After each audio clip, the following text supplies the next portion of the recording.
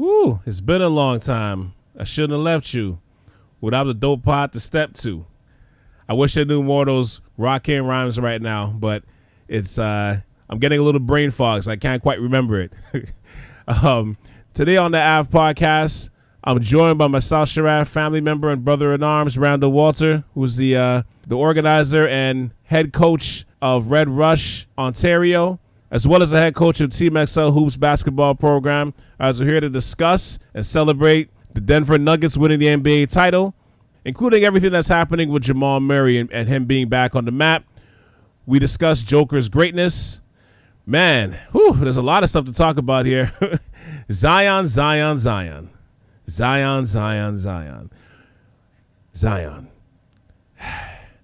And we also discuss our predictions of the offseason. This podcast was recorded. It was recorded right, I would say, before this blockbuster Phoenix Suns Washington Wizards trade, where Bradley Beal waived his no trade clause and is headed over to Phoenix for Chris Paul, Landry Shamet, multiple second round picks. And you know what's going to happen from there. Chris Paul's going to get bought out. I almost called him Chris Brown. Chris Paul's going to get bought out. Most likely he's going to head back to California. How the buyout works is you can't go back to the team that you just left unless they change that. But he'll be headed to somewhere in California, I predict. But it's going to be quite interesting to see what's going to happen going forward. But, man, they couldn't let Denver just celebrate for 5 minutes, huh? Not at all, huh? Okay. So Phoenix will be back. They're still going to be a little small unless they get rid of Ayton. If they don't get rid of Ayton, that's going to be an interesting lineup. But we'll see what happens because they don't have enough depth right now as it is. And now they just gave up some more of that. But I tell you what, that owner, man, that owner is really, really, really, really, really going for it all right now. He's risking it all. I was telling somebody this afternoon. He's kind of like that guy with a rack at the strip club. And all of a sudden, the baddest stripper in the world is coming down the 30-foot pole upside down from the ceiling. And she's about halfway down, and he's ready to throw that stack. I'm telling you, man, he's risking it all right now. He's risking everything for this chip. He wants this run now. You would swear he's on a deadline. I don't know if it's like a game of Jumanji or Squid Games or something, but it almost feels like if he doesn't win the title within the next year or two, like something's going to happen to his life. I don't get it. But we're here to discuss all of it except that trade. We'll have to touch base on that one. Probably the next one I do, which will be next week or will be out next week. But on another note, though, for everybody that's been checking in on me in terms of, I had to take this little hiatus due to a family emergency situation. It's getting a little bit better, or it's getting better. So it's allowing me to be able to record some, get back on track and record pods again. So, I appreciate your patience. Thank you for your kind words and checking in on me throughout this process. A lot of learning lessons from here, but, it's, but I appreciate your concern. Just know that, it hasn't gone unnoticed, and, I'm definitely back on track to give you what you need. Right. So I would tell you to check out my podcast wherever you listen to it, but I've been out for a minute now. This hiatus is over. We're not even going to touch on that. You know what it is. Hit those 5 stars. Check out my website at southshiraf.com. Let's get to it, damn it. It's the Ave Podcast with Cal C on South Shiraf Radio. Welcome back. Welcome back. Welcome back. Welcome back. Welcome back. Welcome back. Welcome back. Welcome to the Ave Podcast with Cal C on South Shiraf Radio.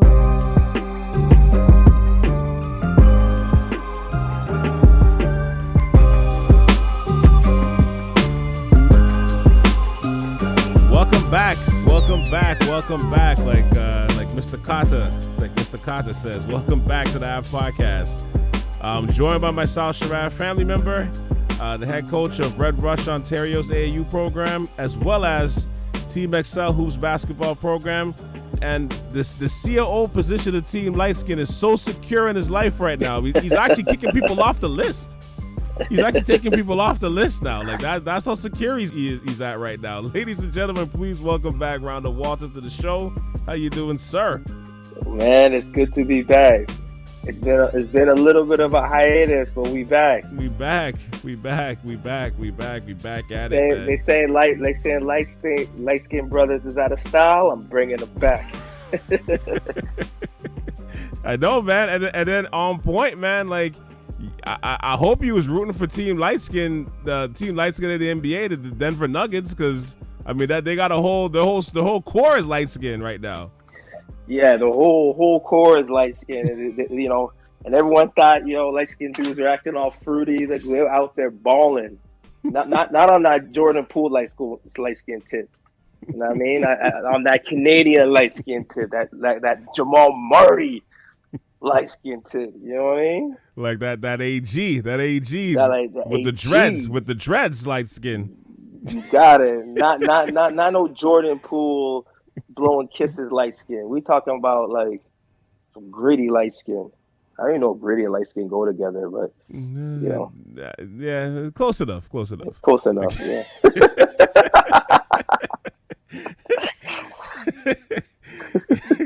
Yo, so I mean, we're coming out of the NBA Finals with the Denver Nuggets, obviously, are the newly crowned champions, and it makes me reminisce just watching the parade about, like, you know, just reminiscing about the experiences we had on Young Street and City Hall 4 years ago, you know, here in this great city. But what were your thoughts on the Denver's playoff run? Honestly, they deserved it. I think they were the most underlooked team in the NBA. And not like, I think everyone knew they were nice. Like, everyone knew that they had a shot to win it. But it's like one of those things where you're like, they have a shot, but would they win it? Are they like, everyone kind of thought it was all these other teams that people were putting them, like, everyone thought, like, you know, Golden State kind of had a shot. People even I would even put money on it back in the day. People thought LA was going to have a crazy run. For sure. You know, Suns, you know, and it's kind of like Denver was always there. And I think a lot of it was predicated on, and it came down to one player that people, I don't think, realized how good he was. Is Jamal Murray.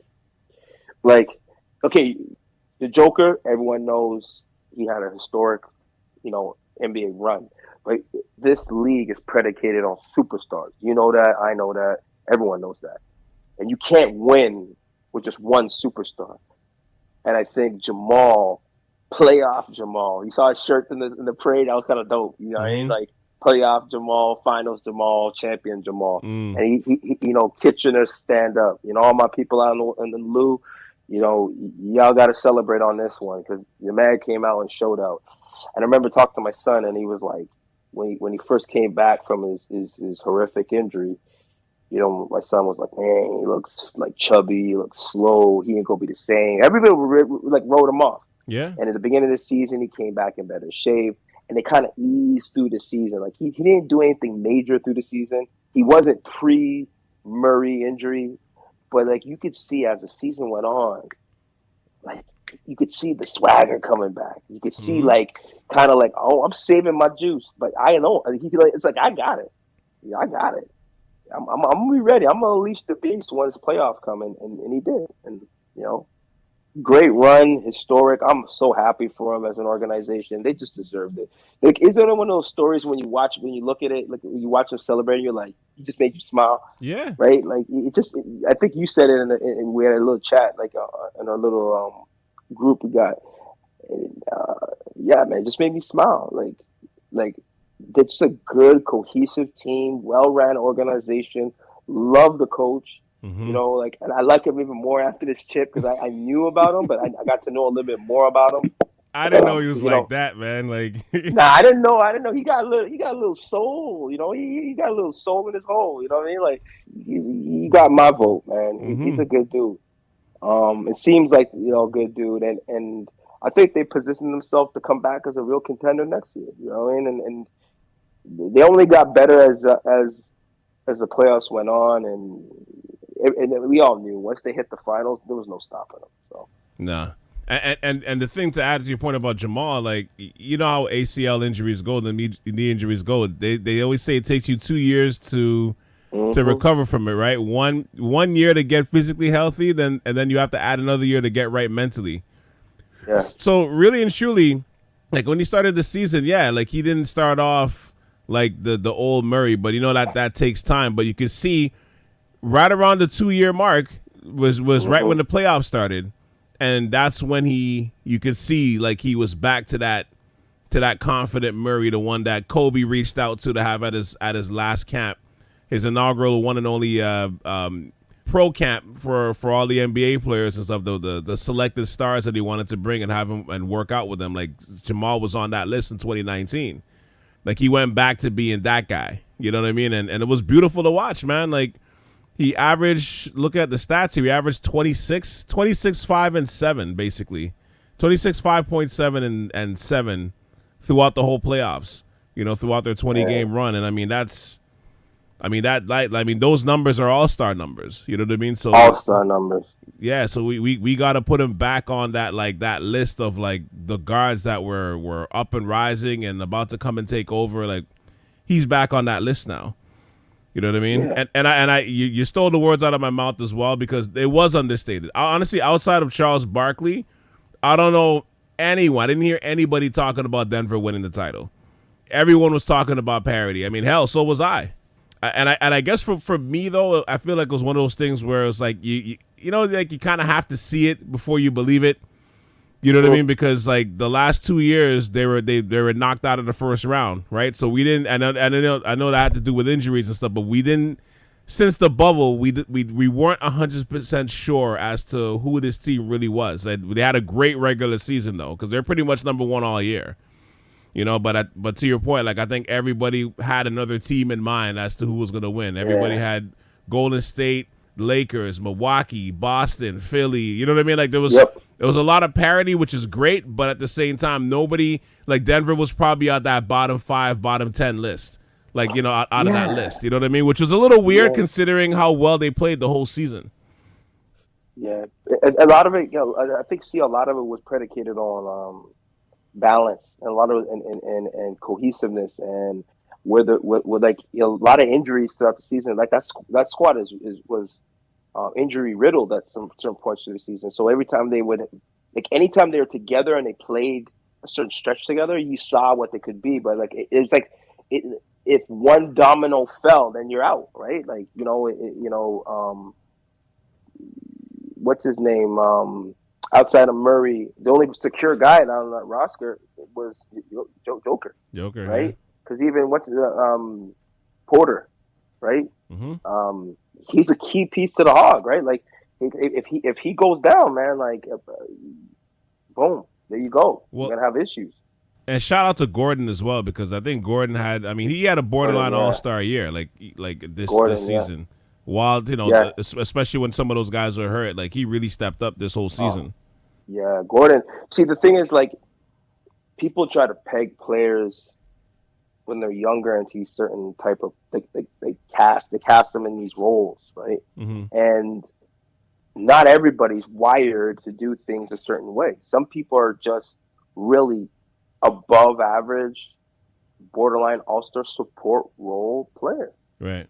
Like when Gordon was in Orlando, I think there was a lot of pressure on him to be like one of the main guys to carry the squad. That's just not who his game, even though he could put up the numbers and do it, that's not his game. Right. He fit and it took him to have kind of be like because they sold him on the low, right? They didn't sell the Gordon on the high. Yeah. Right. So when he went to Denver, it was like midway through the season, right? Like going into a playoff run. And it was a good trade too. Like when they made that trade at the time, you're like, yo, Denver's gonna be nice. Right. But he still struggled a little bit coming over. It wasn't like instant mesh. It took a while for him to kind of find his feet, his role. What are you gonna do? You know what I mean? Yeah. And like you just saw it this season. Like, and he wasn't anything forced. They didn't need him to put up 30 points a game, 20 points a game. They needed him just to play like what he does. Like he's a very versatile player. Like he played D well. He's really, and if you really watch his game, he's a versatile point power forward. Right? Yeah. He can facilitate just like Joker. right? You got two guys on the wings that, inside. He could play the small ball. Like when Joker is out, he could go and play the 5. He could even sometimes play the 2 to 3. He could bring up the ball and facilitate. Like he's worked on his J. His whole game is well rounded and very complements solid defender. Yeah, solid defender. And we always knew he can do it, but he's exerting less energy on the offensive end to concentrate on the defensive end, which makes him more effective, right? Same thing with Porter Jr. Like I wasn't as impressed with Porter though, honestly. Like I think like obviously the talent's on the court. When you got like 3 others and him on the court, that's like a crazy lineup, right? And then you throw in KCP or whoever. It's Brown. It's a big lineup. We underestimate how, not us, but like people underestimate how big that lineup is. Because Joker's 7 feet 7'1", Porter 6'10", Gordon 6'8", 6'9", or at least 6'8", and then even Jamal Murray, who's the smallest guy on the court, he's about 6'4", 6'5". Or at least 6'4", right? So and he's the shortest guy on the floor. KCP's about 6'5", 6'6". Like that's a big lineup. It's huge, yeah, and not just big, athletic. Yeah, right? that like too. They could switch on everything. Like you watch them play, like they could switch on screen, and you could switch on a big, right? Like you don't have to have all these. The only person you have to is Joker, right? And Joker can actually play off of the screens because guys can fight over or under and with the length and make up that space, right? Right. So they had a really good, because I was watching them play against Miami, and Miami, one thing I know about Miami, they're well prepared. Like you can say whatever you want about Spo, but Spo he pays a lot of attention to detail to the defensive cues and defensive assignments and defensive rotations. And I was told by someone that was in the organization that they spent, anywhere from 45 minutes to an hour working on just the angles of how you hedge on a screen. Yeah. Right? How you blitz on the screen. Screaming weak side. They force it kind of like that Dave Smart Carlton. They force into the weak hand. Everything's strong, weak. You could see them screaming that stuff when their communication's on point. And if you don't communicate, it's like you're coming off, man. I don't care if you're Duncan Robinson. You're coming off. Yeah. So, no, sorry, you don't have to be the best defender. You got to have the best energy and the best. You got to work your ass off because there's people that just lack the physical athleticism to hang with people, but defense is all about effort. And Miami, you're getting guys that some of those guys just don't have the athleticism like some of the top athletes in the NBA. And the top athletes in the NBA are the top athletes in the world. Right. And they're still able to kind of, even though they're considered bad defenders, their effort alone keeps them on the court. Yeah. Like Duncan Robinson, everyone said he was crap. I thought he was some of the best defensive. I'm not going to say on a one-on-one basis, but he played some of his best defensive overall moments in the NBA playoffs. Oh, for sure. He wasn't a liability. He was a liability, I think, more on offense than he was on defense at times. But that's just what my thought. But that's what Miami does to you, right? It puts your feet to the fire. Yeah, right? Man. It really puts your feet to the fire to the extent where it's somebody like him, he kind of disappeared for the last year and a half, 2 years. You know what I mean? And just to see him come up, and especially when Hero went down, to see him come up and just defensively work his ass off, stayed on the court, put the ball on the floor. He was a much improved player than he was even in the bubble when he came up on the map, right? It was impressive to watch. It was and honestly, you got to give props to Miami. I know some things fell. You got to have some luck with it too, in terms of injuries, in terms of different things. But man, it was great to watch an 8 seed like them, because they weren't the typical 8 seed. But it was great to see somebody like them make it all the way to where they made it to. But at the end of the day, there's a reason why there's only two 8 seeds in the history of the NBA that's made it to the finals. And ironically, both of those teams, like the Knicks in '99, both fell in 5 in the finals, right? So there's a reason. At some point, you don't have enough, and as hard as they played, I remember having this debate with a friend of mine. last week, and my friend was ranting and raving about Miami and how strong they are. And man, he's like, I can see the series going 6-7, and I'm like, man, this series is going 5 or less. Because I'm like, at the end of the day, I'm like, Miami's margin for error is so thin. It's so, like, even for them to win game 2, everything had to break right? Like, for them to, that fourth quarter was like, I think they shot like 85% in the fourth quarter, and they barely won that game. Like, the margin for error was so thin for them to depend on that, to win 3 more games. I'm like, you're asking for a lot. You know what I mean? Anytime Denver just played ball and played within themselves, they would stretch a lead to like 15, 20. And it would be pretty easy too. But I don't know. I love the fact that Denver won, because obviously the with Jamal Murray, and just seeing, another Canuck come and get a ring. You know what I mean? Joining your cousin Joel, joining like Andrew Wiggins as somebody else that has at least a ring, some hardware. Beautiful. And the way he played is like, it signifies all the hard work that he put in the last couple of years.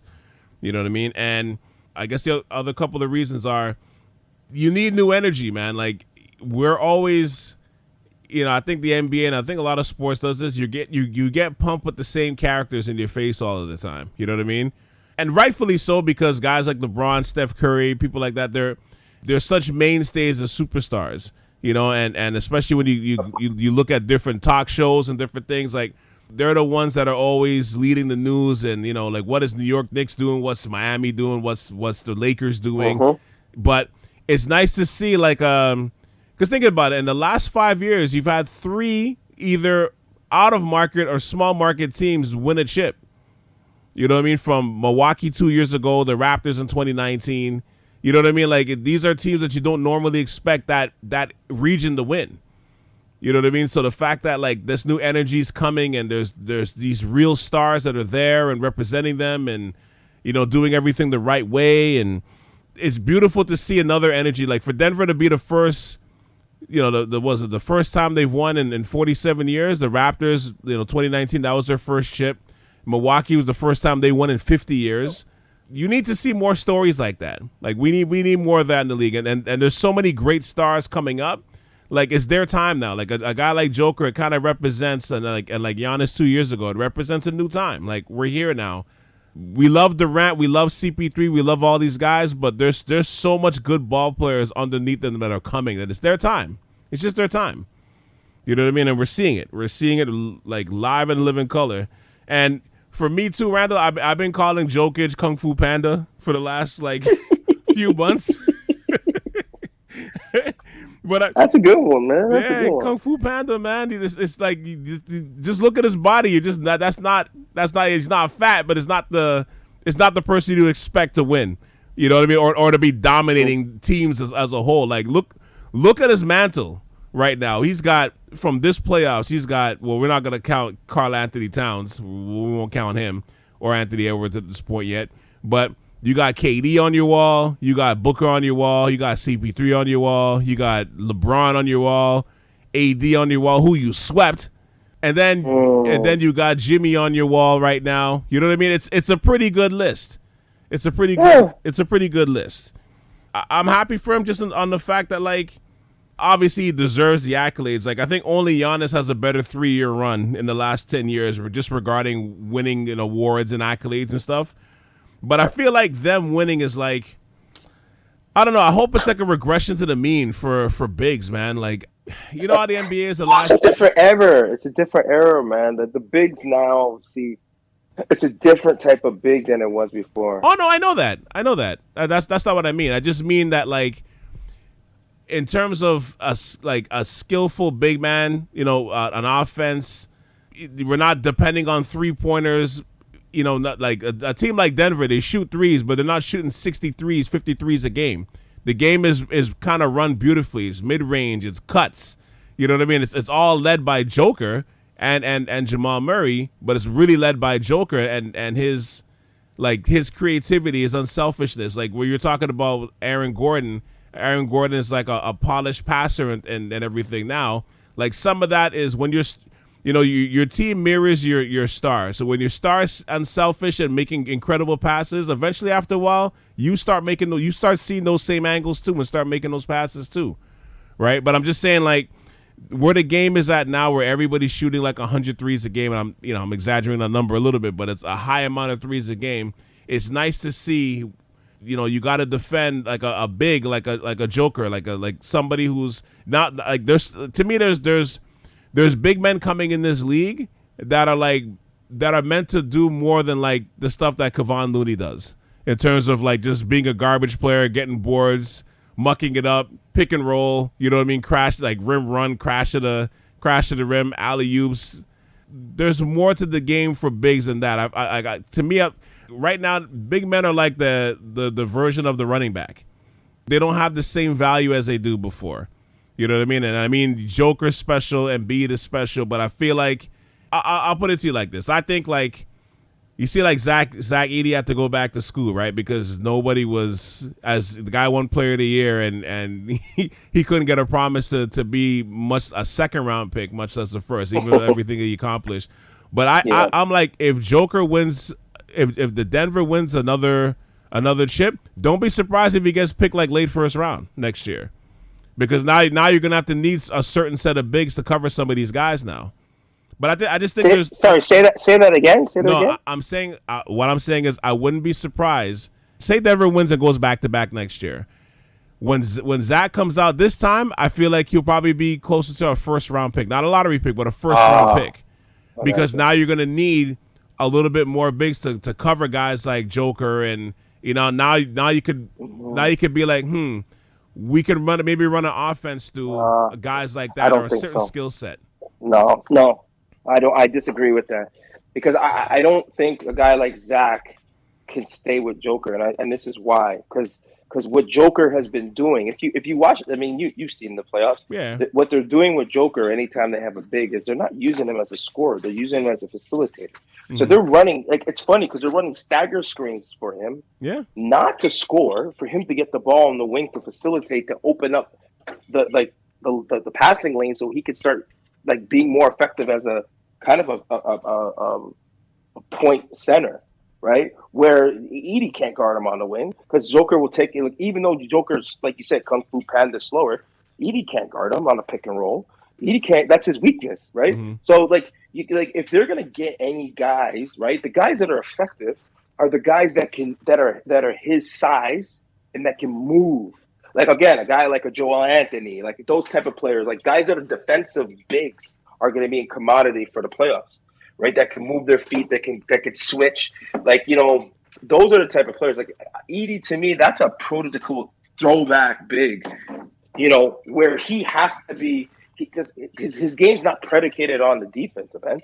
Like, yeah, he'll block shots because he's just so big. Okay, but his game's predicated on, like, you got to be able, as much as if you're going to be a big like Edey, his allure is a nightmare on the offensive end. Not on the defensive end. And you know what? I guess I should have elaborated more on my point, and that's kind of what I'm leaning to. It's a copycat league. It's a copycat sport.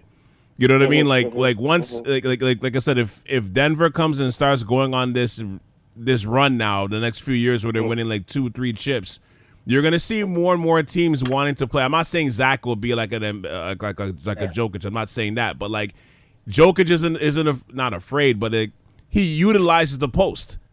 You know what I mean? Like, he definitely utilized that. So now you can have a situation, in a smart way. But you can now see a scenario where, a few months ago, or not even a few months ago, but like just a few weeks ago, a guy like Zach Edey was like, well, you can't use that to play in the league. But if Joker shows you that, hey, I can go in the post and get these baskets and get these fouls and find the open guy from all over the court, but I can do it from the post too, you're going to start seeing more and more bigs being used that way. I'm not saying it's going to go back to where it was in the 90s. I'm not saying that. I'm just saying it may regress a little bit more to the mean where it's not 55 3-pointers a game, like a Boston who basically shot themselves out of a spot to the finals because they wouldn't stop shooting threes in Game 7 and they were cold, right? On top of Miami doing what they were doing to them as well, right?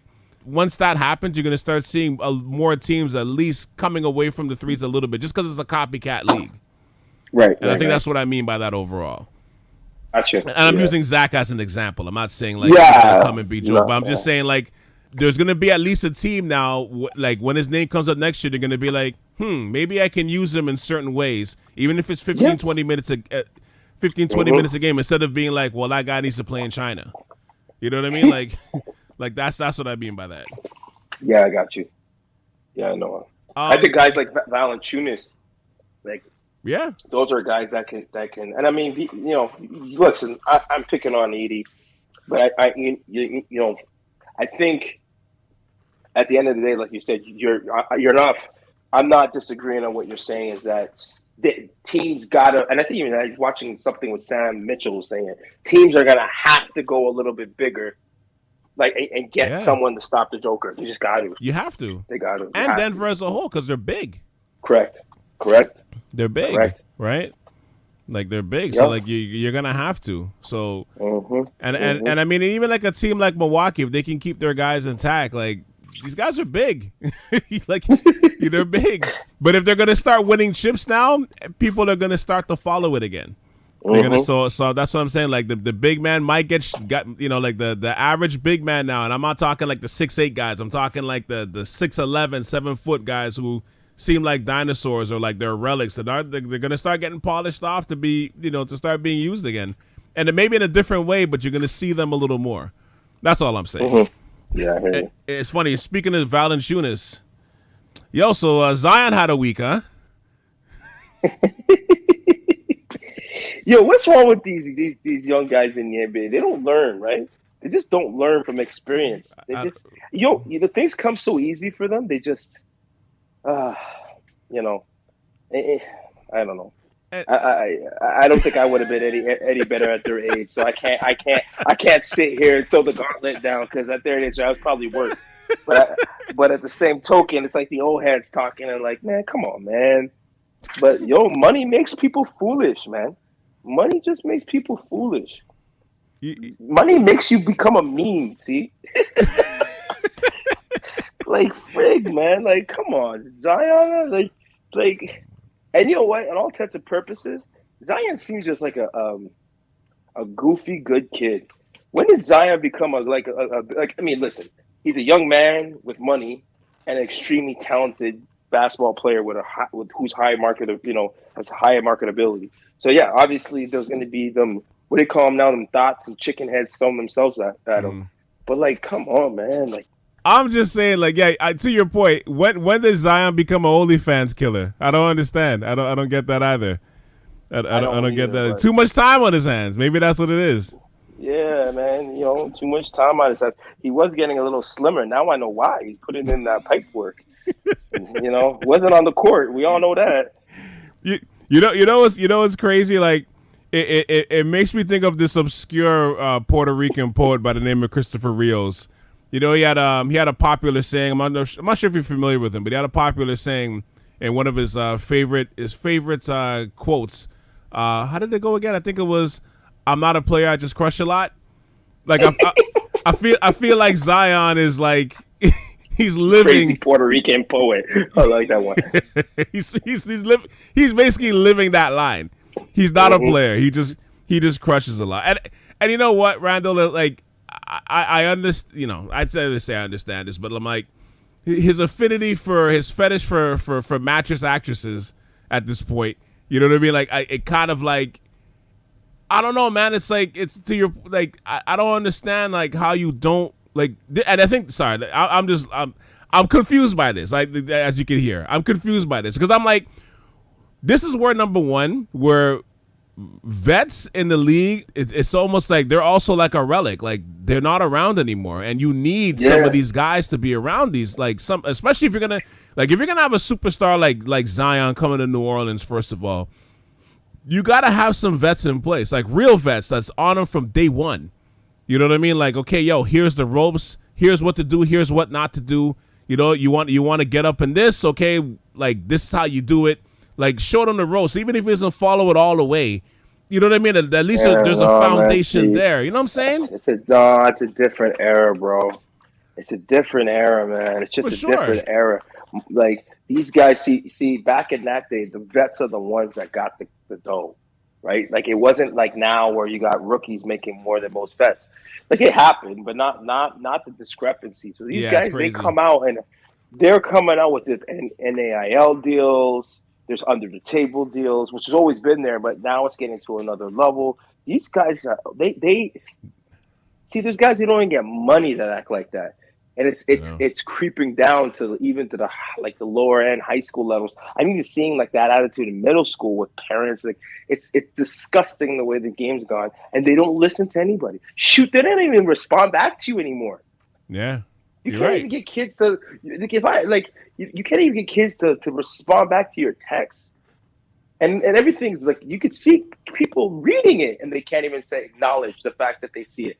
It's bad, man. And if they do that just on a simplistic communication level and respect level, what do you think they're doing once they get a little bit of clout and fame in the league? And it's magnified. They're not listening to what some vet, like I remember stories of like when Sam Mitchell was in the league, and this is like back in our era. Remember, Sam is like, so when like that crossover, when Dan was in the league, and then there were people like, oh man, when Sam would jump in the room and he was playing on the Bucks, and Dan was like, oh man, this guy was just talk, and then he's a coach, and then I heard players been like, shut up, and you talk, but you know what? They couldn't say nothing, and they had to listen. And a lot of guys to this day were like, I didn't like hearing him talk. But a lot of you saying was the truth. That's why I didn't like listening to it. But I had to because it was real. It was real. It was like a dad scolding his son. You're like, fuck, I don't want to hear it right now, but I got to listen. Right? But these days, these kids don't care, man. The more raunchier, the more better, the better. It's like a joke for them. You know? It's a reflection of society in some ways, right? Like exactly. culture in some of these ways. Right. Exactly. So. But it's crazy, though, because I'm like, and you're right. Like, I guess I could ask, too, like, is a situation of giving a player too much money and power too early in his career, and he doesn't know how to properly take care of his gifts, that he has, right? Like, because I think like it's funny because you said Morant, yeah, of course, right, yeah, same region too, South Carolina, something in the water, I don't know, something in that. Yeah, them country Bamas, they just can't control it. They're just country Bamas, and then they get a little bit of dough. It's like. The country just flips on them. They turn into DMX and Belly, right? Facts. They turn into Buns, right? Tommy Buns. They turn into Tommy Buns. But it's like that's the thing, right? It's like they're not taking care of their gifts. So when there's somebody that talented, that important to a franchise like New Orleans, for example, right? Like this is where like I think even with the fame, even with the money, and you're right, these guys aren't listening to these guys the same way, like you still have to have something in place. Like I think like when they traded for CJ McCollum, I thought it was a great trade, partly because I think they needed a vet that was like also like still really good. You know what I mean? So that at least, he's not CJ McCollum is not a superstar, but at least financially, the lifestyle in the league, he could at least it's somebody that he can respect, that he can listen to. That's not his age. He's a little older. Yeah. You know what I mean? But it's like even when you're hearing some of the stories of communication and like I remember McCollum didn't talk to. He was on the team for about 2 weeks. I didn't hear from Zion, and it was like so you can see the disconnect from that already. Boom, culture, right? And what it comes down to is, and that's why I respect the Heat. They're gonna bring in people that they know is going to fit the culture of what the organization is. Now, and listen, I'm going through it even with my AU program. There's a point in time that we all want to get the right players and the right fit, but the game's about getting the top players, right? Getting the best player you can get, recruiting because you want to stay relevant, you want to stay competitive, and sometimes it's hard to find the balance and between the two. And I'll be honest, what it comes down to is sometimes people will just take that shot in the dark and compromise on their standards, right? And it starts from the bottom up. It starts like a guy like Pat Riley, man. You heard the stories what Pat did to Shaq. I know. Arguably one of the top players in the league. And I know some intricate stories. I was blessed to hear some intricate stories of what happened behind the curtains. Mm-hmm. And Pat holds Shaq accountable. Shaq, we're talking about. I know. Like, look, Zion is probably one of the most generational talents, but he's not Shaq. He may not ever be Shaq, right? No. And he's acting like that? Come on, man. I know. Come on, man. It's a cultural thing, man. But we bend. And I'll be honest, I blame parents, man. Straight up. So parents, you listening to this, I blame y'all straight up. I see it. I could tell you right away how a kid was raised just off of little things they do. And I blame y'all because the kids that are respectful, it's not about talent. It's about just respect, right? And you could see guys like, look at Morant, man. Morant's a clown because his dad's acting like a clown. I know. It's a reflection in the mirror, man. I'm sorry, man. Like, look, I hate calling out my brothers, but that's what it is, man. You know, it's funny. I came across a clip on YouTube a few weeks back about an interview right before Morant came to the league. They interviewed his father, and his father was in a panel with like CP3's father, like a few NBA dads, right? And one of the questions he asked, I think CP3's dad, was like, "What's the respect level? Like, how do you hold a certain level of respect, you know, in your kid's eyes when your kid is now like making millions of dollars?" And I remember CP3's dad laughed. All the fathers started kind of chuckling, and they were like, "I'm still his dad at the end of the day. I'm not going to be his friend. I'm going to be his father." Facts. You know, like Facts. He's like, I'm happy for him. It's his money. He worked for it. You know what I mean? He's provided us with, you know, another level of life that, you know, we can, you know, be happy and satisfied with and stuff. But he's like, but at the end of the day, I'm still going to be his father. Win, lose, or draw, whether this money's exponentially growing or lose it all, I'm still his father. I'm still going to be that for him. That's what I have to be. And it's like, you can see it's like he didn't take his advice.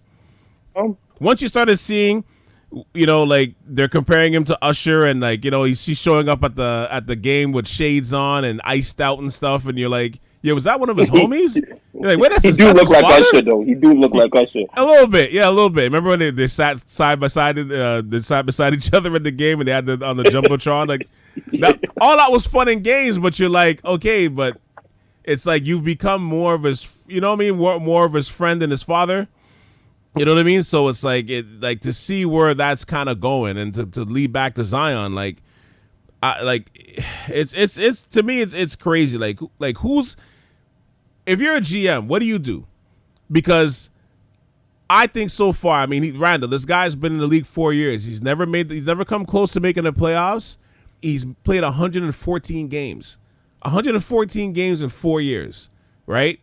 And with that said, in those 114 games, he's averaging 27, 7, and 7. Mm-hmm. So it's like it's been, to me right now, his career in terms of expectations. I mean, he got the fact he's got his own shoe with Jordan, all these endorsements.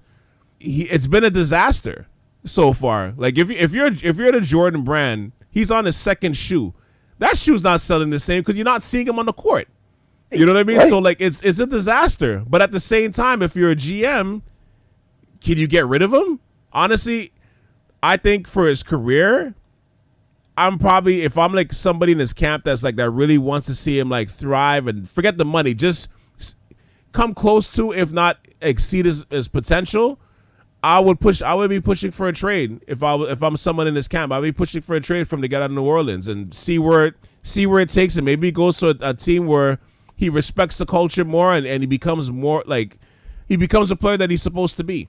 Because I'm questioning now if that's going to be, even with the team that they built in New Orleans, which is a nice team. They got a really nice team around Zion. Like, this isn't like a shit squad. They got some real ballers. They got some real ballers on this team.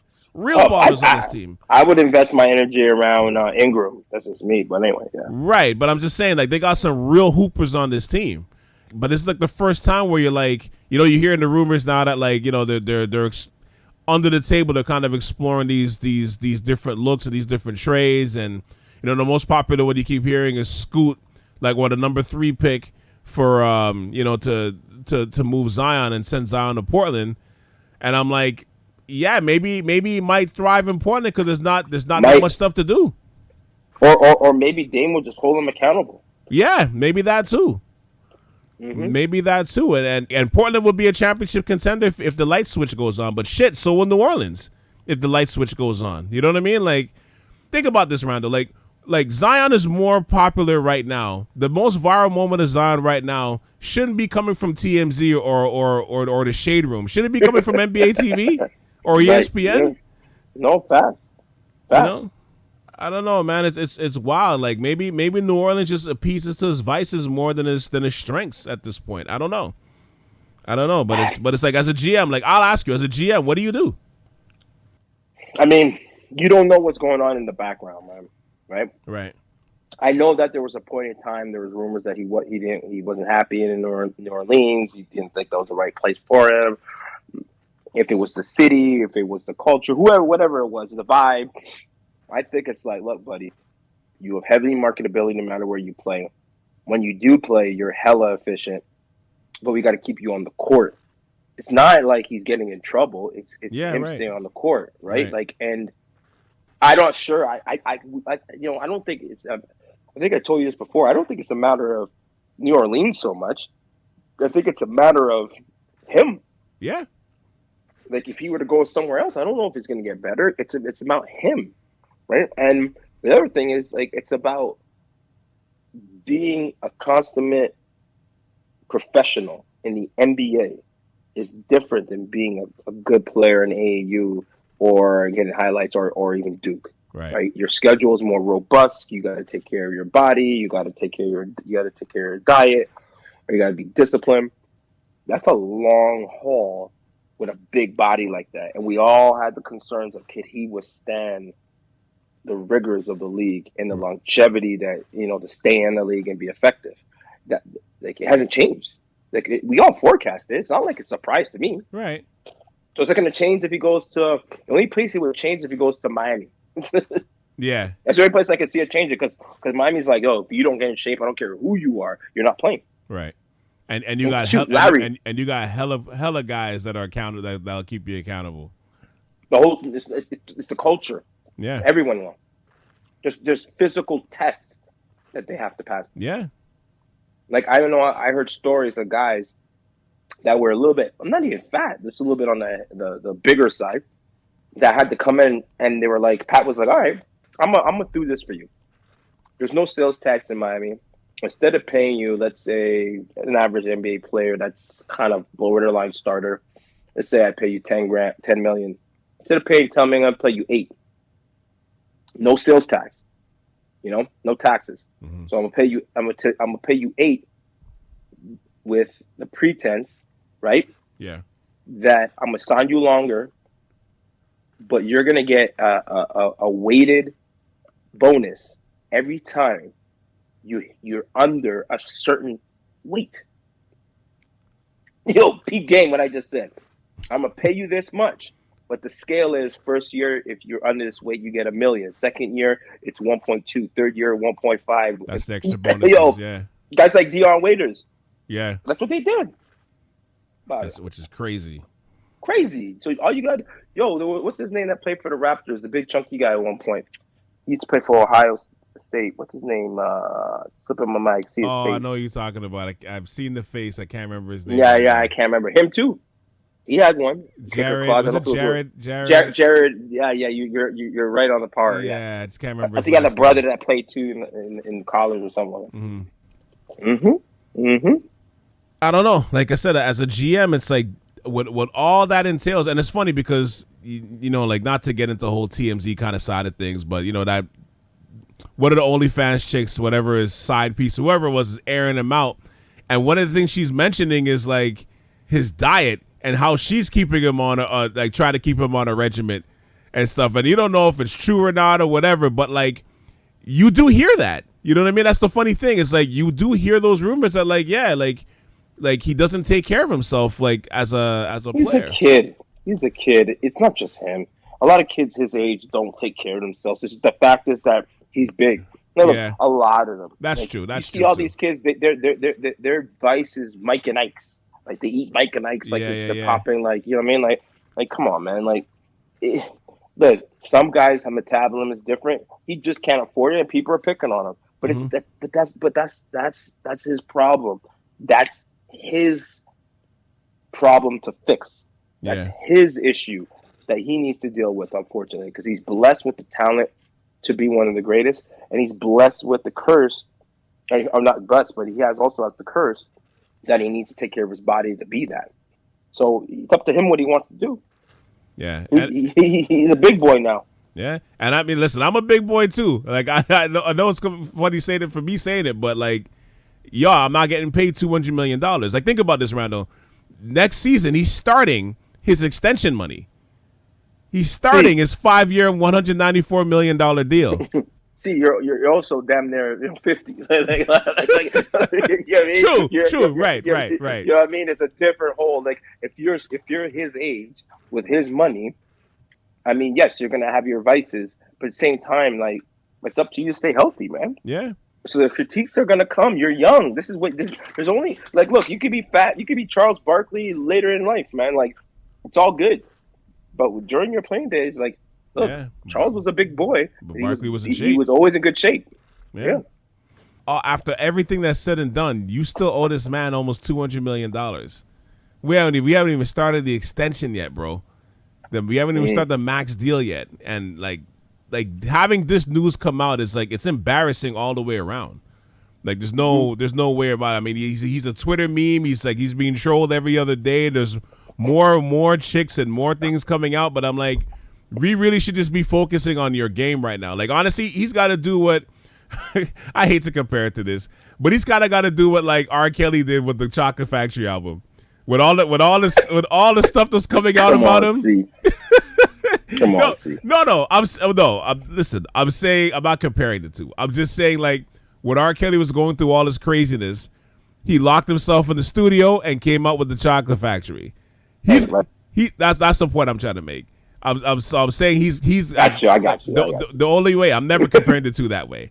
I'm just saying, like, he's gotta use his gifts, his craft, and go to work on it to the point where it's like, we're not even talking about this in a few months or a year. I mean, hell, we're in the social media age where, you know, by like the second or third week, where we've moved on to the next thing anyhow. But right. But if he's going deep into the playoffs, say he's going toe to toe with Denver, giving them 30, 13, and 7, and, you know, like, just dominating everybody, we're not talking about this. We're just talking about, holy shit, this guy's reached his potential. You know what I mean? So I think that's where the work begins for this offseason. It's how he bounces back, like you said, right? And this is going to be a pivotal. If they don't trade him, right, it's going to be a pivotal year. Like, I personally, if you're talking if I was a GM, I wouldn't trade him this year for Scoot Henderson. Like, hey, man, Scoot's a 6'2". I don't even know what, he's not a point, like, shooting guard. Yeah, great. Shows well, having great trials. Maybe very well another Dwayne Wade. But right now he's not.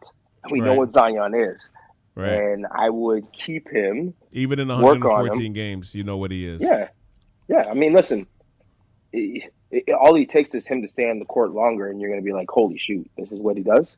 Yeah. Right? Because you said he's an automatic 25 and 10 player. Yeah, 27, 77.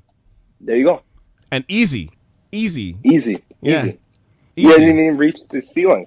He hasn't even scratched the surface. That's the crazy part about this. He hasn't even been able to throw the stone to hit the roof of the ceiling of his potential. Like, he hasn't even gotten to that point yet, which is super wild to me.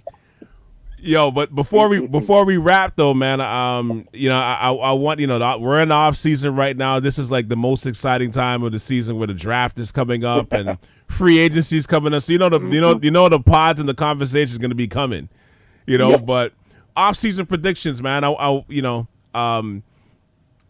do you think there's going to be some of the moves if in terms of what do you think what you might see happen, even if it's outlandish. I think the major teams in play right now that we need to look out for. One is, I think, Charlotte. Right? I think they're a team that you're going to have to look out for. Obviously, everyone knows Portland, our beloved or my beloved Toronto Raptors. Right. I think Chicago might be a team that may make some moves that people are not anticipating. Yeah. I mean, those are the teams right now. You know, I could see Indiana making a few moves, but I feel like they're kind of bullish, like Masai. Like they're very shrewd. Like you think they are, they don't. They kind of throw things out there to get a buzz, but they could very well, like, they have a good young core. They could say, hey, F it, I'm going to trade some of these older pieces to fit timelines. Yeah. But yeah, I think that there's going to be a lot of movement. I think there's I don't think people are valuing outside of Victor Wembanyama. I don't think people are valuing the top 3 or 4 picks as much as they should. Yeah. Right. So I think a lot of teams are like, F it, like the risk reward is not worth it. So I'll get a win now player that's developed, ready to go, rather than get this young player and maybe I hit the jackpot as the next franchise player. I think it depends on the timeline of where you're at in the organization and to take that risk. Right. That's just my thought. Mm-hmm. And I think, there's a lot of players that are staggered on timelines that need to get out of their situation. Oh, sorry, I forgot. Washington's another team, right? But they're another team to watch out. They can blow some stuff up well, not really blow stuff up. They don't have much, but like I don't think Kuzma is going back. Obviously the Beal talks, and I don't think Porzingis is going to go anywhere. I think they're going to re-sign him. So, there's a team that they may shake things up. I don't think you get much for Beal. Like his bloated contract is just kind of a hindrance. And he's got a no trade clause. He's the only player in the league with a no trade clause, so it limits your options. But yeah, I mean, like, I think draft day is going to be interesting. There's definitely going to be some shaker or maker moves. I think people are going to have to concede to make it fair. I don't think there's going to. I can't see anyone fleecing anyone. I think it's like. Really, it's going to be like just fair up straight deals, right? Mm-hmm. And hypotheticals where like you can look back to like another 5 years and say, man, that trade was on par, or that was a fleece, or man, why the hell they did that? They what I mean? Like I'm not sold on Scoot Henderson or any of the players after Victor, right. And I think Victor is a unicorn, but I don't know if he's gonna like in the French league. Yeah, he's doing amazing, he's doing good, but he's not. His performance isn't necessarily equating to major wins. It's like definitely like for their league, he's doing well, but I don't know if he's going to be the turnaround piece right away when he comes. I just don't. And he's an injury. Like he's one twist ankle away from snapping it. Like he just seems so frail to me. Like he can have a major injury and be like what's his name, Holmgren, that was out for the year. Yeah.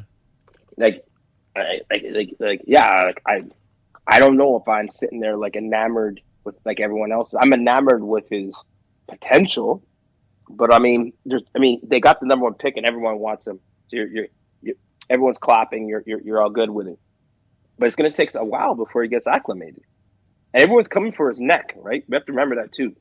Yeah, but he's still a generational talent. Look, before the season started, like that was one of the biggest things I was saying was. Based on size, most bigs that are like 7'3" and up, their injury history is usually very shaky. You know what I mean? Because it's just I don't know what it is, but anything after 7'2", anything after 7'3", if you look at history, out of 26 guys that's made in the league that's gotten drafted, only 12 has had like actual real NBA seasons at least 4 years or more, and only 4 of them became stars. I think one of them I think all of them basically had some sort of foot injuries, from Rick Smits to Yao Ming to to Judas Ilgastis to Ralph Sampson. Like everybody's had like that size. Everybody's gone through like these foot injuries. So I don't know if you've seen like his workouts and stuff before games, but he does all these crazy workouts, and I think it's to strengthen his feet and strengthen his limbs and all of that, right? So I don't know. He's a unicorn, but we haven't seen anything quite like this in the league. So it's going to be interesting to see. He's injury prone too.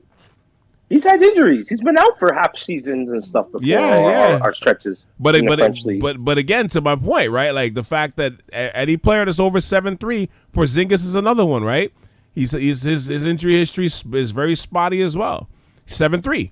Anybody over 7'3", it's like I just feel like it's almost too tall to play. Which sounds crazy, but like they all have had some sort of foot injuries. Every one of them, every single one of them, or worse, right? So I don't know how that's going to be, but I mean, if you're a GM or if you're the Spurs, you can't take anybody else but him. You have to live with the consequences. He's just the talent is too tantalizing to like ignore, right? Mm-hmm. Oh no! Look, he is definitely the undisputed number one pick. Not even close. I'm just playing devil's advocate on it, or throwing my opinion on it. Like, it's bananas what this is. Like this guy's got like height on Rudy Gobert. When you see the status side by side, this guy has some like inches on Rudy Gobert. Like you know what I'm saying? Like that to me is insane. And Rudy Gobert is like at least 7'2" himself, which is that. I mean that in itself is crazy. Here's a couple of my offseason predictions, wild or not. I think the Raptors are going into rebuild mode. I think so, just because I don't know. My guess is once they sign, what's the name of the coach? Darko Rajakovic. I think hopefully I'm pronouncing that correct. But once they signed him, and I heard like his resumes that he's very strong at player development. Good offense as a movement. Yeah, it kind of speaks to the direction that you're going in. You know what I mean? Like, why are you gonna get a coach that's strong in that future when you have a veteran team? You know what I mean? Like, and I mean, with Masai putting out all the feelers of all those players in the offseason, like you can get.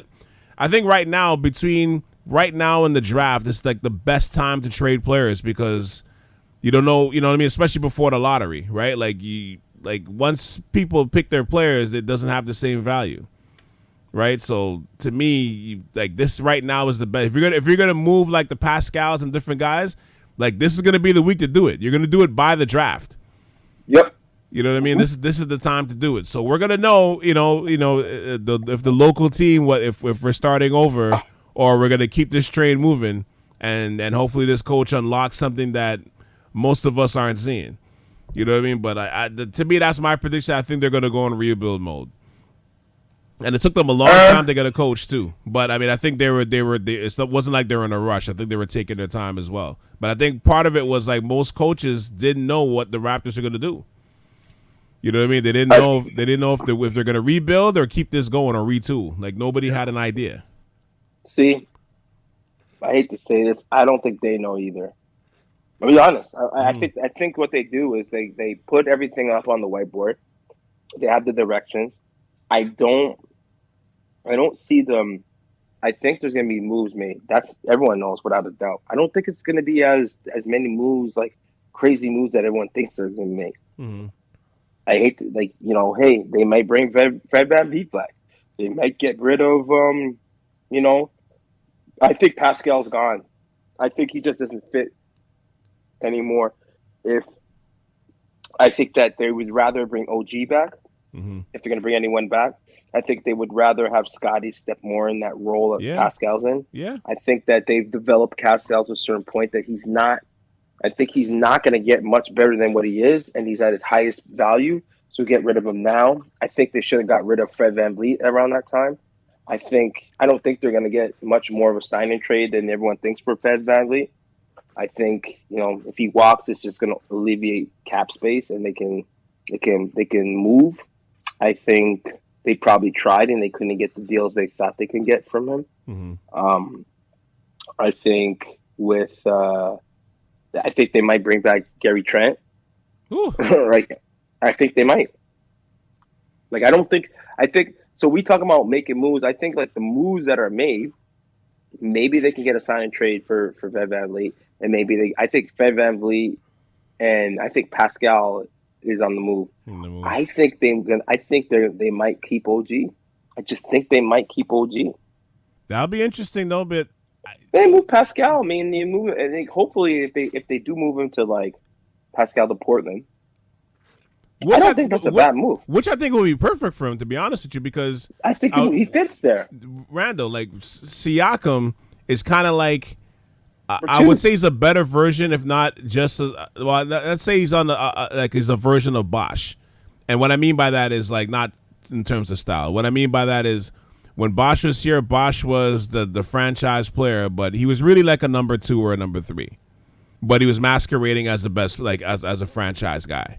You know what I mean? Like And I think Siakam is in that same boat. Like, Siakam is a great number 2. Like, if he's riding shotgun with Lillard, great. If he's second or third option, great. Probably second, because you're probably going to have to get back Simons or somebody, right? Like, you're not just going to take Siakam alone, just the money and all that, right? I think Simons could step up. He showed it. He could be a starting point guard. Yeah, I think he's nice. Yeah, he's nice. You know, we get Simons back. I'm fine with that. We get the number 3 pick. Three pick. I'm fine with that. Whether it's Scoot or Brandon Miller.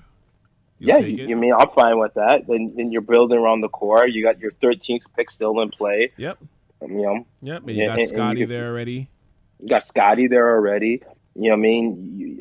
I would make some more like lower end trades, like maybe get rid of some of our other guys. Like definitely, I know what's his name is gone. What's his name we got from Chicago, the old head. Oh, Thaddeus. Thaddeus. I think Thaddeus gone. You know, so that's fine. You could get something cheap for him on the low, maybe a second rounder. I think, you know, it could be very well. I'm not saying they'll get rid of him. I can see them trying to get rid of Boucher. You know, and that's just to get some complementary pieces with the core. And I'm listen. I love Boucher. I'm not saying they're gonna do it. I'm just saying that if you look at what the Raptors have right now, they can build a really strong nucleus young core. Yeah. And just be a fun team to watch and grow together. And that's okay. That's fine. Right? That's okay. That is fine. There's nothing wrong with that. And like what we've talked about with the Raptors the last, you know, couple like Raptor centric episodes, right? Like the We the North era at some point, like at least this version of it, you know, it has a shelf life. Like gone are the days where you have your core for 10 years straight. You know what I mean? Like we squeezed out a solid 7 years, at least 6 years. We squeezed out a solid 6 years out of that core, 6 to 7 years, which is longer than expected. And you got it shipped. There's no complaints for me. You know what I mean? Like, so if they go this way, I'm okay with it, because right now, if you keep it the way it's time. And then on top of that, like, you know, Siakam's up for an extension this summer. OG has 1 more year on his contract. Van Vliet is a free agent. If you commit all this money to these guys, especially with how the new CBA is going to be set up, you're basically going to be locked in mediocrity for the next like 5 years, and taking crazy like luxury taxes. Doesn't make any sense. So I think go with Scoot, go with Scotty, go with the young bucks, go with get rid of like I heard that people want to keep Flint. Get rid of him. Look, I think you were asking what I do with the 13th pick. I wouldn't draft for a shooter. I would draft for a point guard. You know, like there's a lot of good point guards in this draft that are available. I'd go for a good, solid guard with that nucleus. So you got, I know Scoot's not a point guard. You put him at the 2. He's a dynamic Wade type player. Get just rebuild the brand and get like, and don't go after like the home run hitters. Go after this, like Masai always tries to get like these too cute with shit. Go after the guys that are like proven dogs. Just go after the name, the point guard name. There's a lot of good names that will be available at that.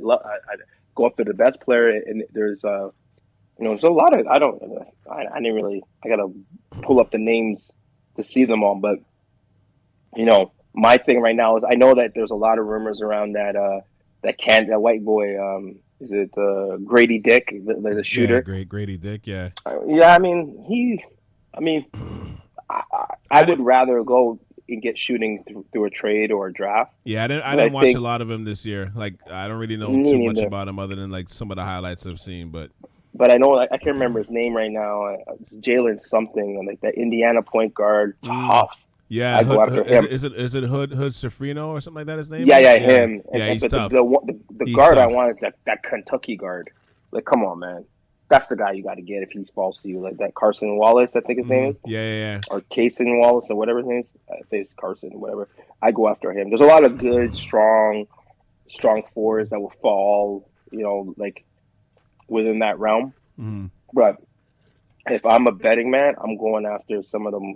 There's a lot of good point guards to be on the board, and we just need a good point guard. Like, I'm sorry, the only guy I would probably like, who I like that if he falls, I would look at, and a lot of good guys are gone, is that I think he never had a chance at Duke, was that Whitehead kid. I've seen him play with Team USA a few years ago. Yeah, I know you're talking He's about. nice. I know you're talking Outside about. of him, and then there's probably others, the Anthony Black kid from It's Arkansas. is nice too. Yeah, him too. Yeah, I would take him too. But outside of those guys that I named, yeah. I'm bad with the names on the draft boards, but I know the players. I'm just bad with the names. It's when you're getting older, you just forget everybody's names. But yeah. but I like the kid from Indiana, the guard from Indiana. I like him a lot, actually. Yeah, I like him a lot. You actually need to build in that mold. Like, you can't. Don't be cute and try to get every time the Raptors draft him, it's like, what? Oh, okay. Don't be cute. Just go after the right guy, man. Like, there's a lot of good talent in this draft. Just go after the right guy. Like, get a good workout in. Don't be cute with it. Don't draft a shooter in this draft. Get that in one of the trades you're gonna do. Right. Flip a guy like Siakam, and in the incoming pieces, get a solid shooter, and get there's a lot of you could flip like I know I was at one point I was like, you don't make the trade if you can't get Sharp. Nah, man, like we don't need Sharp, really, honestly. Like, as much as I love him, we have enough of the wings. We need like a dynamic point guard, and we're gonna get a dynamic some size guard. Yeah. Some size.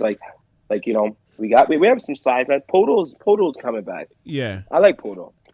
He's a little older, but he's good. It's hard to find a good center. He's going to be a good, solid guy. Yeah. Rely on. I still think that you need to get another big that can stretch the floor. I think they're going to fill in the gaps on the roster with some guys like that. Mm-hmm. And the thing is, you never know what can happen. Lightning can strike in the bottle, and this team could be not a competitor, but like better than we think it is, right? Yeah. If it's young and exciting, like I'm actually excited for the rebuild if it happens. Like I just think it's time. Yeah, I think it's as much as I want to go down young shit again in our lifetime. I'm like, being in the middle is not going to get you there. It's not gonna get us back to young shit other than shopping, right? So so that's how I'm seeing it.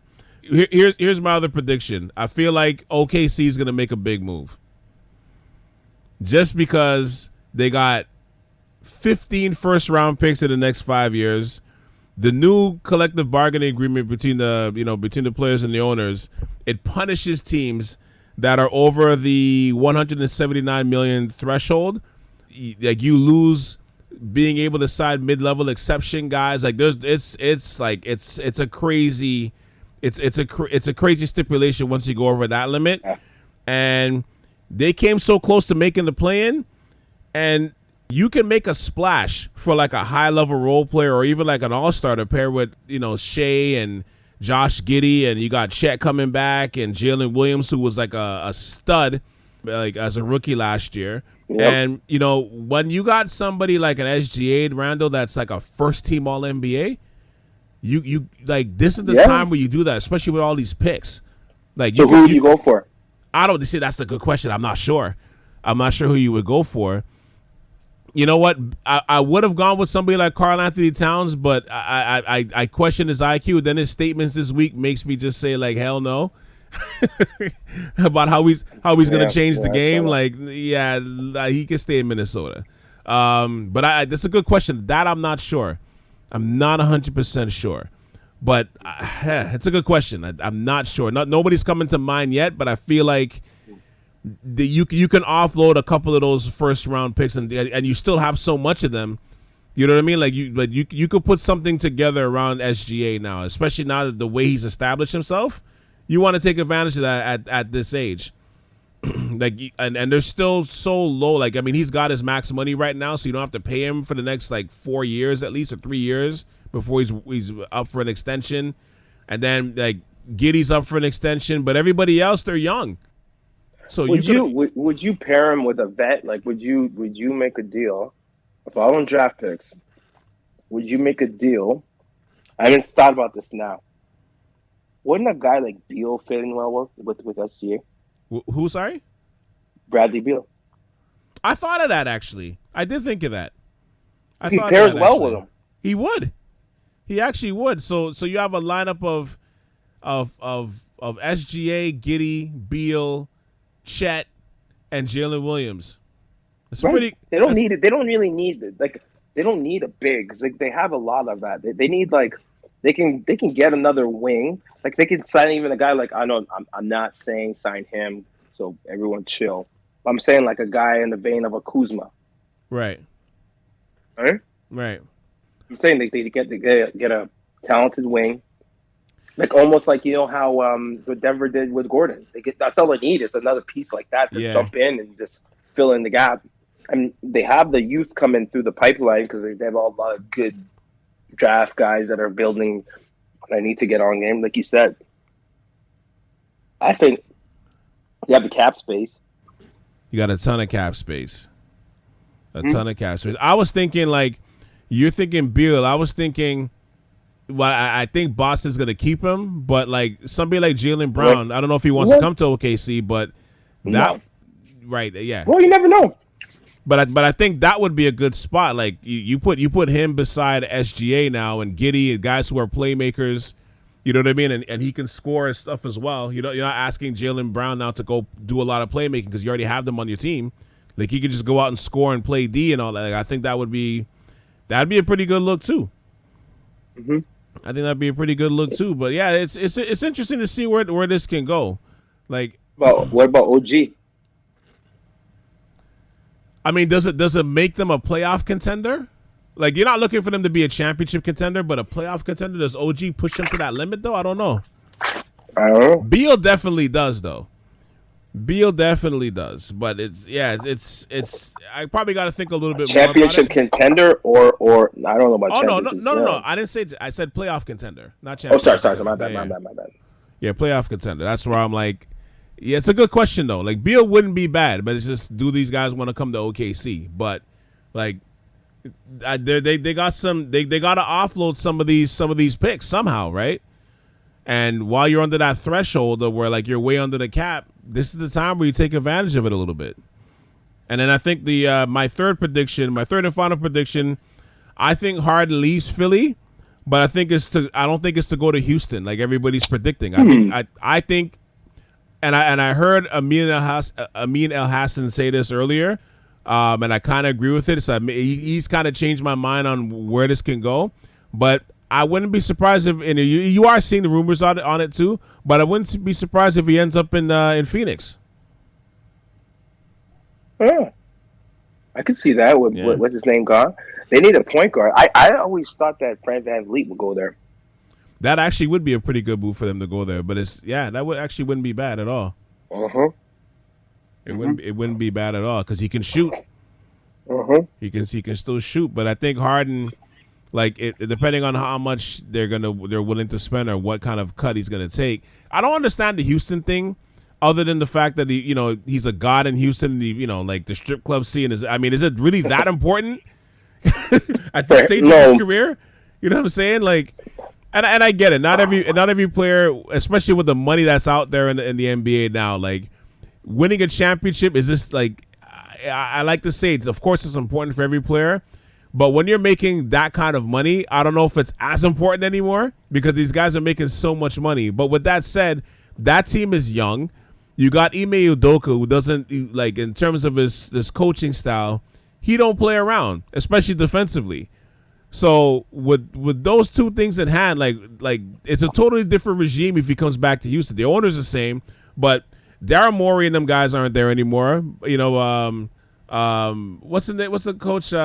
Mike D'Antoni's not there to run the offense there anymore. It's a completely different regime. So I don't understand this thing where he really wants to go back to Houston. I'm like, are you okay with getting called out in the media and playing and having to play D? Like, you don't seem to be about that anymore. Nah, I don't know what it is. I don't know what Harden's art. I think it's just his biggest success was in Houston, and it feels like he feels like he can go back there and I'm not saying replicate it, but like ride it out there, right? Get a good contract and ride it out there. He's comfortable with it and all that. Like he really loves it there, I guess, right? Like, yeah, it's just kind of where his heart is, right? Yeah. But they did say too that during the offseason he's got a house in Phoenix. So and he lives during the offseason, and him and KD still kind of want to play together. I'll tell you this. I just don't see him doing much better than what Paul did. I just don't see him making the effect that I don't see him going out there and being a dynamic player like he was when he was, in his prime. He's on the down slope of career. I think, I'll be honest, at this point in his career, I think Fred VanVleet would fit better. If it was me, I'd go. I'm not even a Fred VanVleet. I'm not a Fred VanVleet fan. We know that. We know that. But I will say that he would fit with that roster. Well with that roster. Did you cross him off the team light skin list, or is he still on? No. I'm kind of like, listen. I have respect for VanVleet. I just don't think he meshed with our team. That's what I'm going to say. And the more that I seen Masai trying to make it work, the more it pissed me off, because we all know it's like we all listen. It's like a love-hate relationship with him. Without Fred VanVleet, I don't think we win an NBA championship. It's just facts. Right. So I respect him. He's, he bet on himself. I love all that stuff. The underdog, he's team light skin. I just don't think that the Raptors, at a certain point, I think my thing was this. At his highest point, we could have got rid of him for something better, because we all knew that he wasn't going to be the future point guard of this organization. Everyone thought he was the second coming of Kyle Lowry. It wasn't the case. Kyle Lowry was lightning in the bottle. It just happened to work out. And we tried to duplicate it again and have the basically we thought that he was going to come in the second coming of Larry. It wasn't the case. The roster wasn't the case. Get rid of him on a high. Now we're potentially going to lose him for nothing. It pisses me off. So I get more mad at Fred, because Fred didn't really do anything. Even his woes. And listen, I know everyone like Julian's going to listen to this and be like, oh, listen to him now. Even his woes, I can't always blame him, because we put him in a position to have those woes, to take bad shots, to have a bad percentage, to showcase his deficiencies. So I just didn't think he was the right fit. I'm not a fan of small point guards. It's me, and I would have got rid of him earlier. That's all I was trying to say. Like we squeezed the juice out the lemon. Now get rid of him. Mm-hmm. Throw the Ryans out now. No, we're not going to get anything for him. See, if he leaves, like I could see him like leaving for nothing. And if we're going to get a sign and trade, it's not going to be what we could have got at midseason. So it's like, what do you want me to say? Like, I'm happy with Fred VanVleet. Like, he has to do him. We all would do the same. But, I'm a little bit pissed, because I'm like, man, like, why? Like, maybe I'm more pissed at Masai, but I can't get pissed at Masai. Yeah, Masai we trust. You're not allowed to. That's the contractual agreement, Randall, living in Toronto and being a Raptors fan. Masai we trust. You can't be mad at Masai. Yeah, then I get bad. I'm going to start getting mad at Bobby. Because take it all out on Bobby. I'm going to take it out on Bobby instead of my poor Fred VanVleet. The thing about it, Fred's going to walk. Like, we should have did something, at least with one of the two, like him or Gary Trent. I hope, I wouldn't be mad if we re-signed Gary Trent, but I just don't think Gary Trent's a starter. I think he's like he could be in the vein of a Lou Will, a six man that comes in and goes to work. But I wouldn't what I mean? I would say like a seventh guy. I would on a championship team. He's probably the seventh best player. Either way, man, he's a microwave. He's the guy that comes in and just gets you buckets, and he's a spark plug off the bench. He's not a starter. And if you're looking at him otherwise, then get rid of him. Yeah. Like we should have traded for him too. Like, get him on the high. Like, Fred VanVleet now opted out of his contract. What are we gonna get for him? What are we gonna sign and trade for him? Like, it's gonna be tough, man. Yeah, I'm telling you. It's gonna be wild. Like he can walk the certain I don't know if he can sign anywhere, because he's gonna he wants the Brinks truck to back up, and then whatever, it is what it is. But I guess we're gonna see. And my last question though too, with the recent announcement of Ja Morant's suspension coming on the on the timelines now where he's going to be suspended for 25 games. Do you think that was enough? I don't think it was, to be honest with you. And I'm a pro player. Come on, man. Like, what do you think? He should be suspended for the half a season, the full season? Like, listen, what he did was not illegal. It just wasn't ethical. And even ethics now is in question in this day of age. You know what I mean? Like, what is ethics with guys sleeping with strippers and guys Instagram thoughts and him showing a gun? You know, like, is that really the worst thing when kids are listening to hip hop songs about shooting up and killing? Like, come on, man. Like, I don't know, man. Like, do I think he's an idiot? Yes. Do I think he needs to suspend it more? I mean, it's hard for me to say, man. He didn't shoot anybody. I think if Stern was alive, he'd get 40 games. Because it's not even just if it's like a one-time incident, it'd be one thing, or the second time. But you remember the whole laundry list of shit that he's been involved with. The NBA has to keep investigating over and over. Like this, like the 35 to 40 game suspension was like that is like the you're literally putting your foot in this. I'm not saying 25 games. You're not doing that, but I feel like I'm surprised that's all he got. I'm surprised he only got 25 games. Because that means he comes back in like December, like maybe like the end of December, early January, depending on, I haven't, I don't know what their schedule, I don't think that's announced yet, but like, yeah, he doesn't come back to probably like around Christmas or something like that. You know what I mean? Just based on a guess, on a hunch. But like, I don't know. Like, I just feel like I'm surprised that's all he got. Like, I think he's kind of lucky. That's all he got. You know what I mean? But I know the concern too was like, You suspend him for half a season. That's more idle time for him right now. What we're seeing right now is idle time isn't a good thing for him. Right? Yeah, I mean, I can't. It's a tough one for me to answer. See, like, listen, I think he's an idiot. I'm not gonna sit here and defend him. Yeah, he's no, an for idiot. sure. I hate. It's funny. I'm going to say this. I think that he actually learned from this last one. I don't think he's going to do it again. I think he just, I think he has one of those things where it was like, yeah, I did it, whatever. And now it's like, oh shit, I really did it. I messed up this one. Yeah, because they're saying between like endorsements and all of that, like he may have cost himself about $50 million between the loss of money in his contract, like from his NBA contract and endorsements, and he must be that's like $50 million. Yeah, Kobe did it. Remember Kobe? Yeah. No, Kobe. For sure. Kobe, he made. I think I think Morant will get it back. I think he will. I think he messed up. I think he might get it back. It's gonna take some time, though. I know that for sure. It will take him some time. Yeah. I think he'll come back. He's a generational talent. I think he's gonna come back. He is an alpha on the court. Like he can do things a lot of people can't. And I think when he comes back, the one thing he'll need to work on while he's away is his jumper. But I think when he comes back, I think he's gonna come back hot and he's gonna shock people.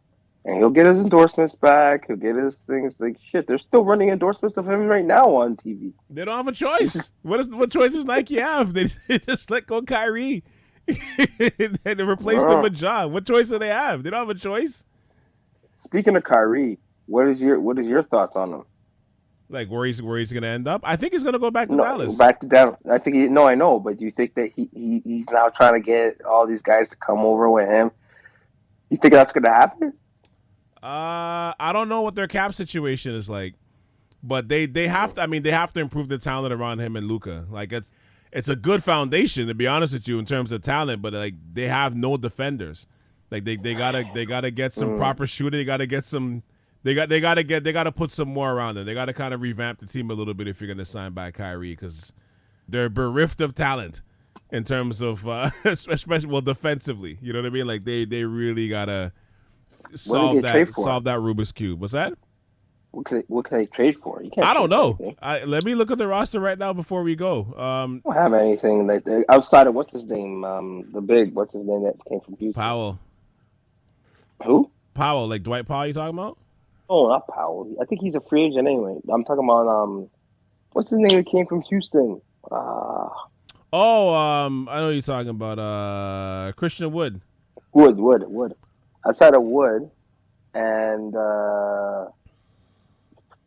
Hardaway, Yeah, who do they have that's they a don't piece to trade? They don't have anything. they don't really have a lot. No, Bullock, Mm-mm. Jalen Bullock, Green, come on.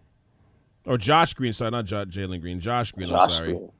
And Kleber and Frankie Smokes and Bertans. No. Those Yeah, guys they are, don't guys. they don't have a lot Those of guys talent. No. But I mean, no state tax. You get to play with Luka. You know, Luka's kind of shown that.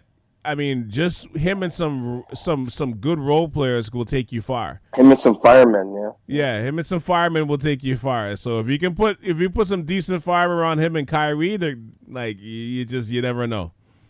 You never know. But we didn't get to see that pairing enough. But if they can make it work, I mean, shit. I don't think it's that far for them to be like a high level contender if you can put the right guys around them. But I don't know how they do that with this roster. No, Word has to go. You know who I think they could fit in with and make a big three, and I don't think they can do it. But what's his name? You mentioned his name just a minute ago. Is the big Towns. Powell, you said? Towns. Oh, Towns. Yeah. I think he would be good with those three. I don't know if they would have the cap space and all that, but yeah. You know. Yeah, but they need a big. They need a big for sure, especially where the league is going. The teams are getting bigger. It ain't just Denver. Like teams are starting to get bigger. So yeah, they're gonna have to try to match up with that at the very least. A lot of rumors of Braun wanted to go or Braun potentially going there. I don't think that's. Yeah, I don't believe that either. Nor do I believe there's no retirement. Like whatever. Like he's got to think things over. That come on. He ain't retiring. Yeah, he's gonna wait for his sons and he's gonna retire after that. Well, I mean, even if he doesn't, it ain't going to be this season. He ain't walking off into the sunset. You think LeBron's not leaving without a tour? Are you kidding me? Come on, man. Give me a break. Bron got too much ego. There's no way he's leaving without the farewell tour. There's no way he's ever leaving the game without that. No way in hell. No way in hell. Unless it's a catastrophic injury that happens that stops his career. There's no way that's happening.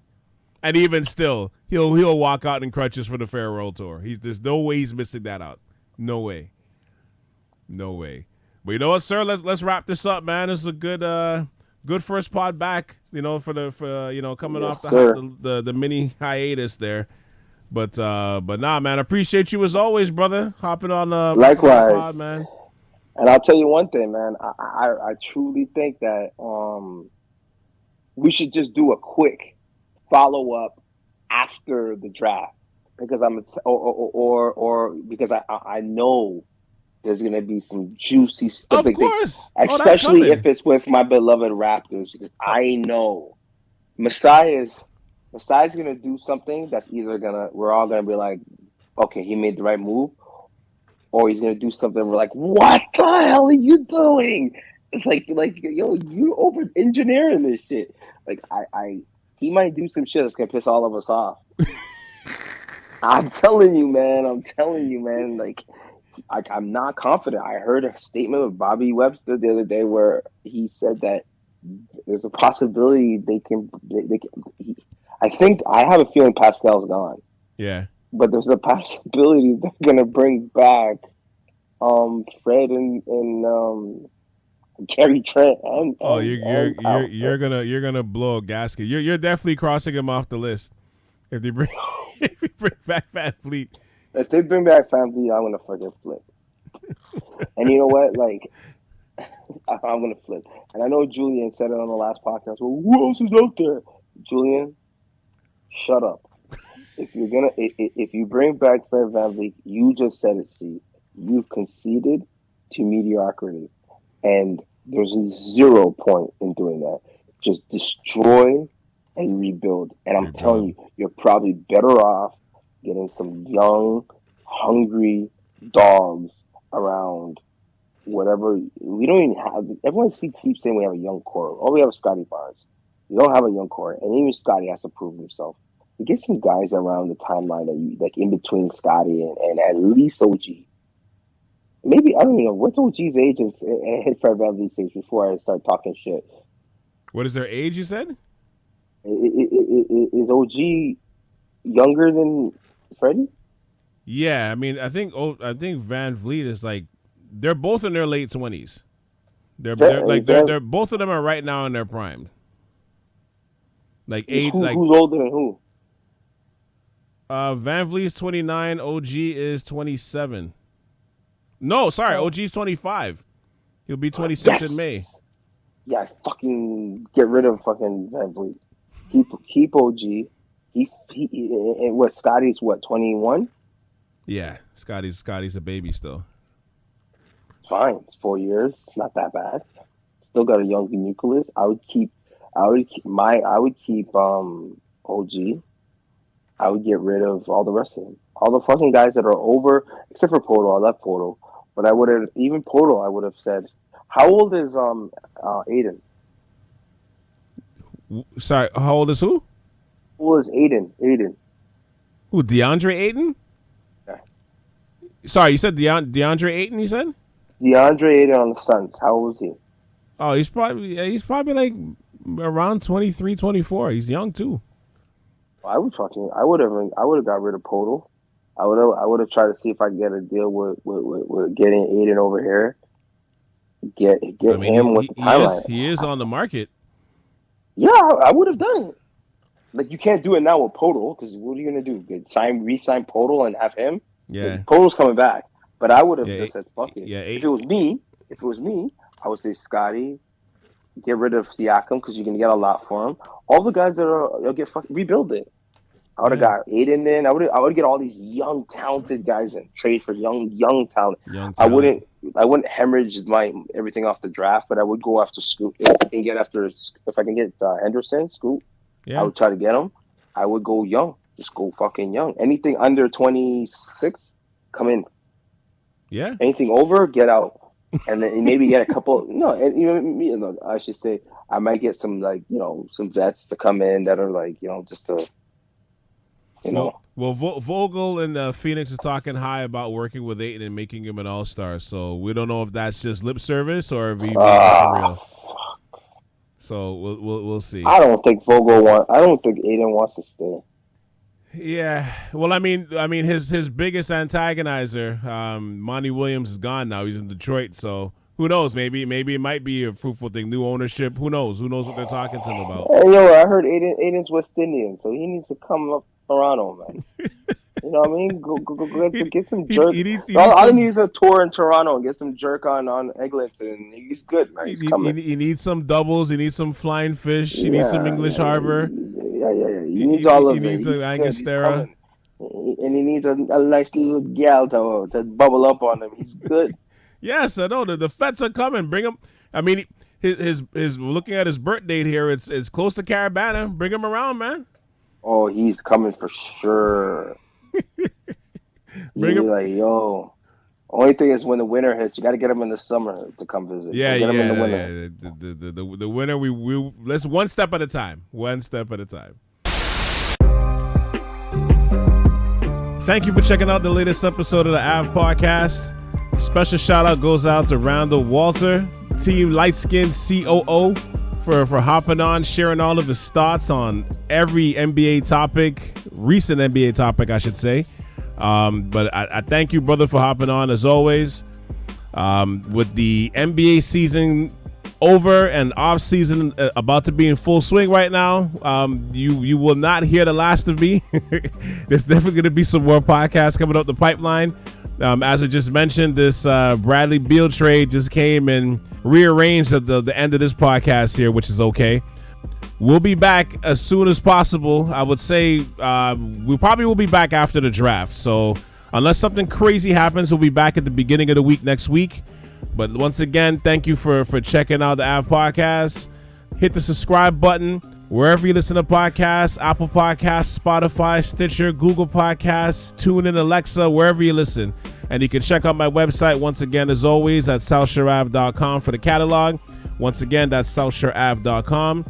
And make sure you hit all the 5 stars, or else you're just a hater. You're not a hater, are you?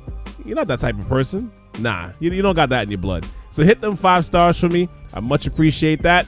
Until next time, once again, my name is Cal C, and you just tuned into the Ave Podcast right here on South Sharav Radio. All right? Until the next one, which will be early next week, I would say for sure. All right? So we're back on track now. Peace. We out. See you soon.